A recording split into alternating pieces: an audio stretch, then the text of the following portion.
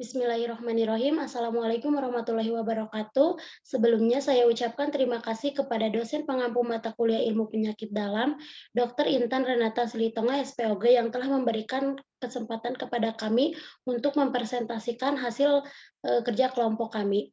Dan saya juga ucapkan terima kasih kepada teman-teman yang sudah hadir pada kesempatan kali ini.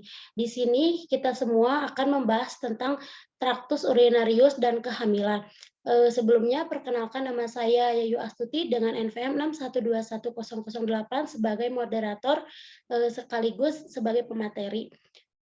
Dengan anggota kelompok Haifi Nurfadilah Nazmi dengan NPM 6121002, Tina Rosmawati dengan NPM 6121004, Tanti Salsabila dengan NPM 6121013, Anin Nazkia Nurkafa dengan NPM 6121021, Yuni Chandriani dengan NPM 6121032, Ruli Akhirani dengan NPM 6121042, dan Delia Dewiliani dengan NPM 6121047.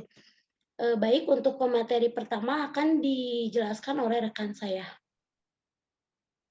Pengertian traktus urinarius adalah salah satu sistem kemih meliputi organ yang menghasilkan, mengumpulkan, dan menghilangkan urin. Organ-organ sistem kemih terdiri dari ginjal, ureter, kandung kemih, dan ureta. Keempat fungsi sistem kemih adalah untuk mengatur komposisi kimia darah, menghilangkan banyak zat yang tidak diperlukan dalam tubuh, mengatur keseimbangan cairan dan elektrolit dan volume, dan menjadi keseimbangan asam basa tubuh. Di sini juga ada faktor predisposisi terjadinya bakteriuria dan infeksi traktus urinarius selama kehamilan oleh karena perubahan hormonal dan perubahan faktor mekanik yang berakibat: 1. Aliran urin relatif statis di ureter. 2. Gangguan pengosongan kandung kemih. 3. Meningkatkan residu urin. 4. Meningkatkan prevalensi refleks vesicoureter. 5. Meningkatkan pH urin. Pada epidemiologi, faktor resiko lain adalah sickle cell trait, sosial ekonomi rendah, riwayat infeksi traktus urinarius sebelumnya, diabetes, kelainan anatomi traktus urinarius. Batasan infeksi traktus urinarius adalah adanya organisme yang tumbuh dan merusak traktus urinarius secara klinis. Hal ini dihubungkan dengan jumlah bakteri dalam sampel urin. Di sini ada fungsinya. Yang pertama ada meregulasi volume darah dan tekanan darah. Yang kedua melakukan kontribusi stabilisasi PL darah. Yang ketiga menghemat pengeluaran nutrisi. Yang keempat membantu organ hati dalam mendeteksi racun selama kelaparan. Gejala: terdapat 3 gangguan yang sering dikeluhkan ibu hamil, yaitu berkaitan dengan gangguan penampungan, gangguan berkemih, dan stres inkontinensi. Gangguan penampungan menimbulkan perasaan urgensi untuk berkemih. Faktor yang meningkatkan risiko adalah obesitas, grande multipara, dan partus per paginam operatif. Kadang-kadang muncul hematuria yang merupakan kelainan fisiologis akibat meningkatnya fragilitas pembuluh pena tubuli ginjal. Nyeri di bawah tulang rusuk dan nyeri pinggang mungkin merupakan gejala batu saluran kencing, hidronefrosis, pyelonefritis, atau ruptur ginjal spontan. Hal ini merupakan gejala yang tidak berkaitan dengan kehamilan.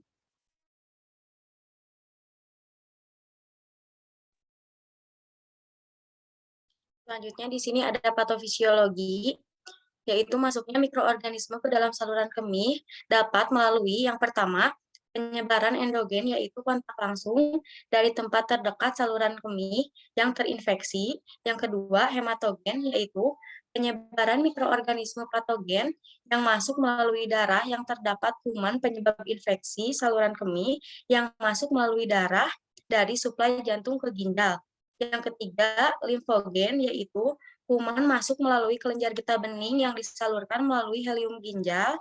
Yang keempat, ada eksogen sebagai akibat pemakaian alat berupa kateter atau sistoskopi. Dua jalur utama terjadi infeksi saluran kemih ialah hematogen dan ascending.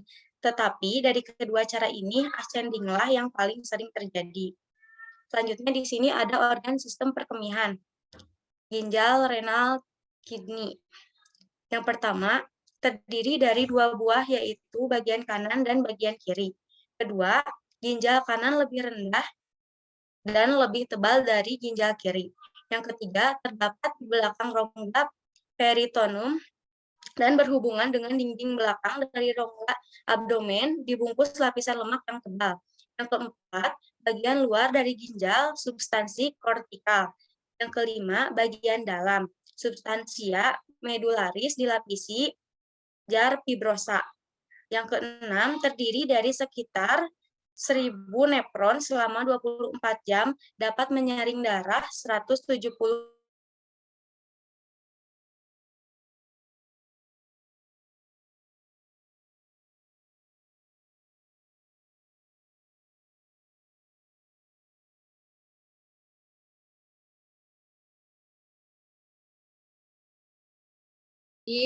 atau 25 sampai 30 cm dengan diameter sekitar 1 mm sampai 1 cm. Yang ketiga, ureter berfungsi untuk menyalurkan urin dari ginjal ke kandung kemih. Di kandung kemih terdapat muskulus membran yang berbentuk kantong yang merupakan tempat penampung urin yang dihasilkan oleh ginjal, berbentuk seperti buah pir atau kendi, letaknya di dalam panggul besar, terdiri dari pundus, berhubungan dengan rektal, ampula pada laki-laki, serta uterus bagian atas dari kanalis vagina pada wanita, korpus, dan korteks. Dinding kandung kemih terdiri dari lapisan peritoneum, lapisan sebelah luar, tunika muscularis, lapisan otot, tunika submukosa, dan lapisan mukosa atau lapisan bagian dalam. Di sini ada uretra. Uretra adalah saluran sempit yang terdiri dari mukosa membran dengan muskulus yang berbentuk sphincter pada bagian bawah dari kandung kemih. Letaknya agak ke atas orifisium internal dari uretra pada kandung kemih dan terbentang sepanjang 1,5 inci atau 3,75 cm pada wanita dan 7-8 inci atau 18,75 cm pada pria.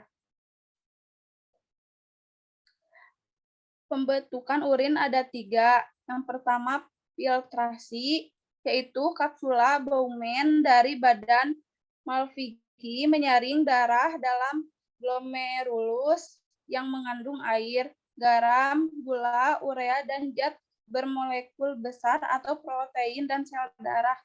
Yang kedua, reabsorpsi dalam tubulus contortus proximal, zat dalam urin primer yang masih berguna akan direabsorpsi. Yang ketiga, sekresi dalam tubulus contortus distal, pembuluh darah menambahkan zat lain yang tidak digunakan.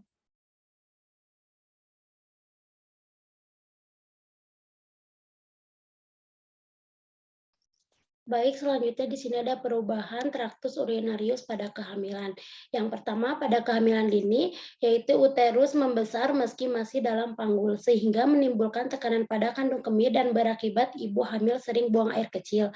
Yang kedua, pada pertengahan kehamilan, yaitu uterus sudah keluar dari punggul, sehingga proses miksi berlangsung normal. Yang ketiga, pada akhir kehamilan, yaitu terjadi desesus kepala dalam panggul sehingga keluhan sering buang air kecil terulang kembali.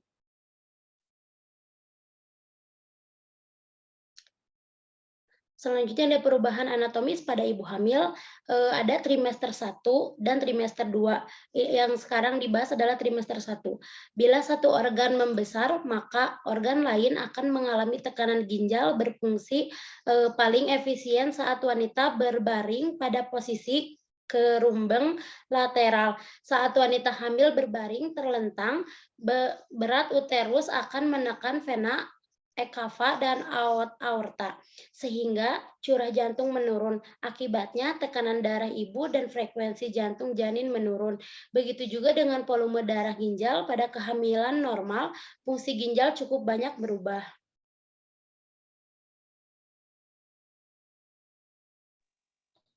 Selanjutnya, laju filtrasi glomerulus dan aliran plasma ginjal meningkat pada awal kehamilan. Yang kedua, ginjal wanita harus mengakomodasi tuntutan metabolisme dan sirkulasi ibu yang meningkat. Yang ketiga, mensekresi produk sampah janin ginjal pada saat kehamilan sedikit bertambah besar. Selanjutnya ada trimester 2. Tekanan mulai berkurang, kandung kemih tertarik ke atas dan keluar dari panggul sejati ke arah abdomen. Uretra memanjang sampai 7,5 cm karena kandung kemih bergeser ke arah atas. Peningkatan vaskularisasi ini membuat mukosa kandung kemih menjadi mudah luka dan berdarah.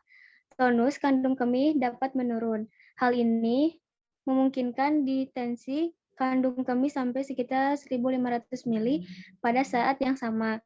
Pembesaran uterus menekan kandung kemih, menimbulkan rasa ingin berkemih walaupun kandung kemih hanya berisi sedikit urin. Trimester 3 yang pertama, bila kepala janin mulai turun ke pintu atas panggul, keluhan sering kencing akan ditimbulkan lagi karena kandung kencing akan mulai tertekan kembali.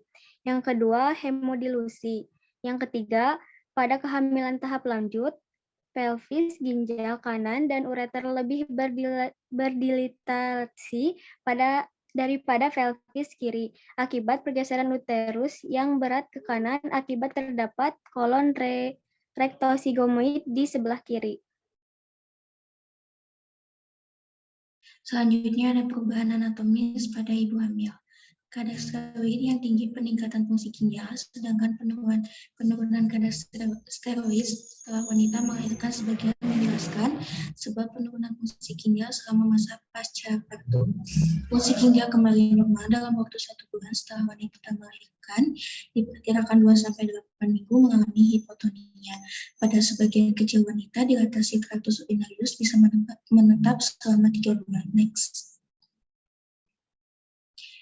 Yang B, perubahan fisiologis pada sistem perkemihan selama kehamilan. Yang ke-1 ada pelebaran kaliks pelvis ginjal dan ureter di sebelah atas tulang pelvis. Yang kedua ada peningkatan kapasitas. Yang ketiga peningkatan kapasitas kandung kemih. Yang keempat perubahan dimulai kehamilan 7 minggu dan keadaan menjadi normal setelah 8 minggu kelahiran. Yang kelima ada peristaltik. Ureter secara umum mengalami kelembatan selama kehamilan. C. Perubahan sistem traktus urinarius pada masa nifas. Diperlukan waktu sekitar 1 bulan untuk mengembalikan fungsi normal ginjal, sedangkan waktu untuk menghasilkan urin dalam jumlah yang lebih besar dibutuhkan 12-13 jam setelah melahirkan. Terdapat 3 hal yang memiliki kaitan terhadap perubahan sistem perkemihan, yaitu yang ke-1 ada hemostatis internal, yang kedua keseimbangan asam basa dalam tubuh, yang ketiga proses ekskresi sisa metabolisme racun dan zat toksik ginjal. Berikutnya ada jenis-jenis infeksi traktus urinaria. Yang pertama ada glomerulonefritis akut, yaitu peradangan yang terjadi akibat peradangan kompleks antigen dan antibodi di kapiler-kapiler glomerulus. Yang kedua, glomerulonefritis kronik, yaitu peradangan yang lama dari sel-sel glomerulus disertai oleh hematuria atau darah dalam urin dan proteinurinaria, yaitu protein dalam urin yang ringan. Yang ketiga, ada pyelonefritis akut, yaitu infeksi ginjal yang biasa terjadi akibat infeksi kandung kemih dan dapat terjadi di satu atau kedua ginjal. Yang keempat, pyelonefritis kronik, yaitu infeksi pada ginjal itu sendiri dan dapat terjadi akibat infeksi berulang dan biasanya dijumpai pada penderita batu. Yang kelima, ada sisititis, yaitu infeksi kandung kemih. Yang keenam, penyakit gagal ginjal, yaitu fungsi organ ginjal mengalami penurunan hingga akhirnya tidak lagi mampu bekerja sama sekali dalam hal penyaringan pembuangan elektrolit tubuh, menjaga keseimbangan cairan dan zat kimia tubuh seperti sodium dan kalium di dalam darah atau produksi urin. Kemudian ada uretritis, yaitu peradangan atau pembekakan pada uretra terdiri dari uretritis gonore, non-gonore, virus, trichomonas, sedera, dan iritasi. Dan yang terakhir ada pyelonefritis akut, yaitu kondisi terjadinya infeksi bakteri pada organ ginjal. Yang terakhir ada penata laksanaan terapi infeksi saluran kemih pada kehamilan. Antibiotik golongan penisilin, cefalosporin, dan nitrofurantoin umumnya dapat digunakan pada kehamilan. Akan tetapi, nitrofurantoin tidak disarankan penggunaannya pada kehamilan A-term dikarenakan resiko anemia hemolitik pada bayi. Sulfonamid seperti cotrimoxazole juga harus dihindari pemakaiannya pada trimester awal dan menjelang kelahiran dikarenakan efek teratogenik dan kemungkinan kernicterus. Fluoroquinolone dihindari dikarenakan kemungkinan efek pada pertumbuhan kartilago fetus. Adapun pilihan terapi untuk infeksi saluran kemih pada kehamilan adalah yang pertama, nitrofurantoin monohidrat 100 mg 2 kali sehari selama 5-7 hari. Yang kedua, amoxilin 500 mg 2-3 kali sehari selama 5-7 hari. Yang ketiga, amoxilin slavulonate 500/125 mg 2 kali sehari selama 3-7 hari. Dan yang terakhir, cefazelin 500 mg 2 kali sehari selama 3-7 hari. Baik, ini untuk referensinya. Mungkin segini yang bisa kami sampaikan. Mohon maaf bila ada kesalahan. Terima kasih. Wassalamualaikum warahmatullahi wabarakatuh.